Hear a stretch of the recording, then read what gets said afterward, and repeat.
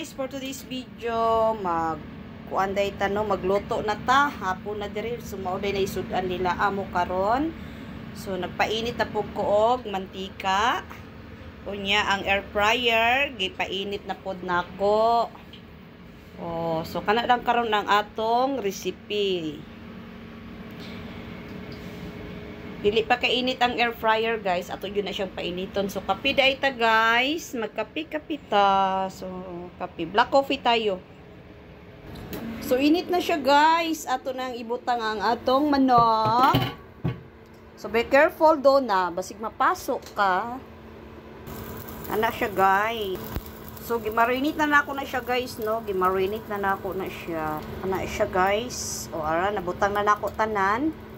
Pag ato nang ibutang sa machine. So, ayan guys, hinahinay kay init. Sumuna na siya, no? Ayan.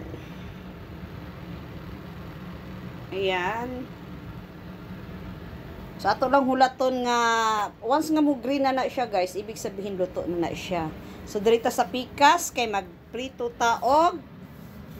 Kuan, lingyok ni siya, fish na siya, isda ni siya na giniling, guys. Kani siya, isda na giniling. Nilagay ko sa sili. Ayan, yung sili. Pero itong sili, hindi yan maanghang, guys. Ayan, Tagalog na yan, ang hirap.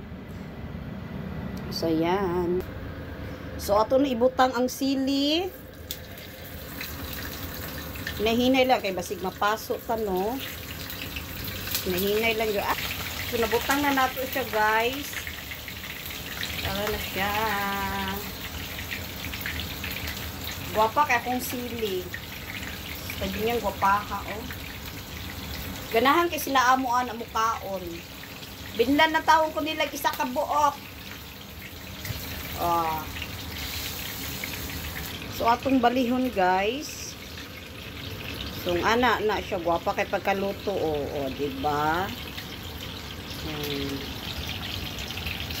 So, ingat guys, kay ang mantika galukso ba.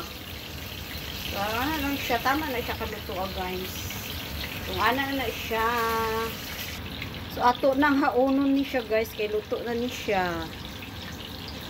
So, ato sang patuluon ang mantika. Ibutang nato diri sa Tupperware, no. Okay, ato na po di ihatod, ila amo. So, ayan yung dinner namin, guys.